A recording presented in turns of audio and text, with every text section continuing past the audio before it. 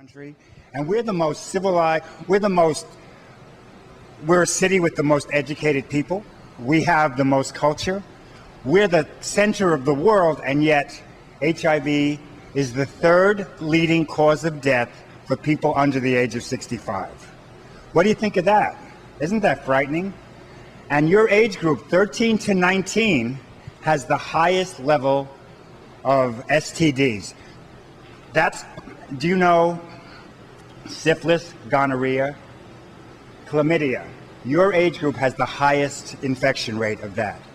Why? It's because you guys are having sex, and you're having unprotected sex. And that's a reality. So I'm here to try to get you to realize that if you want to have sex, if that's what we can't tell you not to have sex. We can suggest that abstinence is best. Practice safe sex. Take that moment to think. I made the wrong choices, as I'm trying to tell you, because I felt left out. Because, okay, in high school, so I joined the swim team. I was a good swimmer. I still swim today. I joined the swim team. And I'm walking with that jacket with that little gold swimmer in the back, and I'm bopping with my friends. And I'm real happy. I'm a freshman. I fit in, and there's black kids on the team. There's white kids. There's an Asian kid. Everybody is friends, and we have lunch to get together every day. It's great, because that's the way I want the world to be, you know? That's the way the world should be. And guess who comes walking by? Who comes walking by? Kenny, right. And he comes bopping by, and he tells everybody what I did. So the next thing I know, the guys on the swim team want me to do what I did to Jose. And I was 14 years old, confused and sad. I didn't know what to do. So I dropped out of the swim team.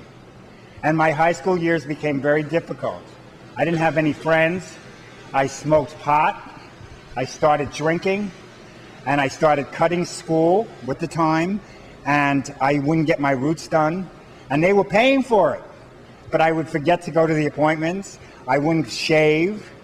And I was a model, but I was 23, but I was playing an 18-year-old, so they didn't want anything on my face because I was a juvenile model. So I wasn't following the rules because I was getting arrogant. I was drinking. I didn't care. You know what that's like when even though your teachers are telling you something, you don't want to listen because of other things that are going on, and that's what was happening. So eventually I was fired and I lost everything. And I had to move back with my father and mother in Brooklyn. And then at that time, my parents didn't know what to do with me. They wanted me to get a job. And I'm like, I don't want to get a job. I'm an actor and a model. How could you work? Huh. What they did was, my brother had a business in Alaska, so they put me on a plane and sent me to Alaska to work as a janitor. So I went from a Ford model, I even was an understudy in a Broadway show called Equus. I went from Broadway to Alaska working as a janitor. And I had lost 2 teeth, and I was missing 2 teeth in front. I fit right in Alaska. But that's not quite true. But I got to Alaska, and I worked for a little while with my brother, but we didn't get along too well when we worked together. I got my own apartment. He didn't like that I smoked.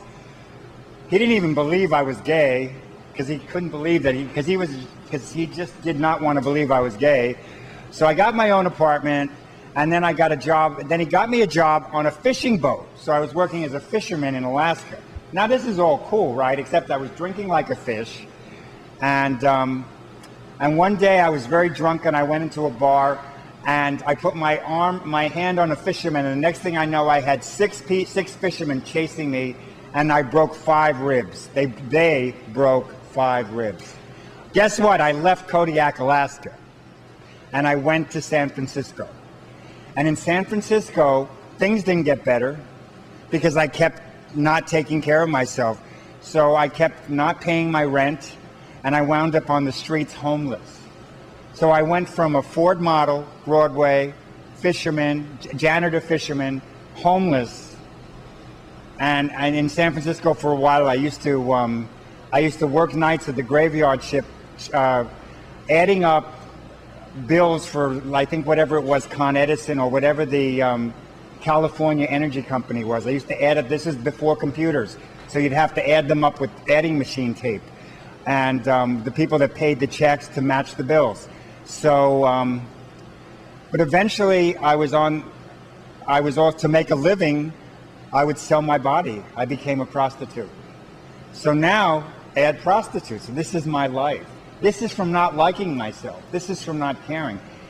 So, but eventually I ran into someone in San Francisco who helped me, and he suggested I call my father. And I did. I called my father. And the next thing I know, I'm living in New York. I'm a New Yorker. New Yorkers do well in New York, you know. I got a job. And within 8 months, they sent me to school, and I was on an officer training program for Lehman Brothers. Who, go figure. And I put on a lot of weight because I decided that Scotch was not good for me. Because I would wind up in Harlem. I'd wind up in this neighborhood from Brooklyn. I'd wind up in Coney Island. And I wouldn't know where my wallet was, and I would always had bruises on. So I said, if I drink beer, I won't have blackouts. But at some point within the next couple of years, I just stayed home, didn't do much. I didn't even have sex because I put on 100 pounds. So I put on 100 pounds, and I was a mess. And suddenly I realized that if I didn't get some help, I was going to die. I was having trouble walking. I had something called alcoholic neuritis. And then I got help. And you know what my help was? I realized that I couldn't do it by myself, that my life was unmanageable. So what I did was I started to ask for help.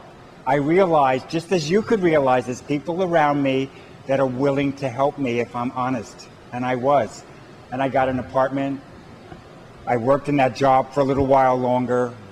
I lost the weight. I was training for the marathon in 1983. I'm training, and suddenly I felt flush in my face. Part of it was I have a condition called hypocalcemia. Another thing, I looked, and there was a red lesion right here, and it's called Kaposis sarcoma. It's one of the opportunistic infections for AIDS. This was in like July, I'd say, of 1983, 25 years ago. And I went to the emergency room, and they told me, okay, we think we know what this is. You got to go to this address. So they sent me to St. Luke's Roosevelt Hospital on the east side of Manhattan, if I remember. And they admitted me right away, and they x-rayed, and they said that I have it in my lungs. So they performed they did an operation where they cut out a piece, and this is before laser, so this was an operation. And then I was on radiation. As miracles have it, it's gone. My doctor says that he has trouble believing it, it worked, but it did. But I still had AIDS.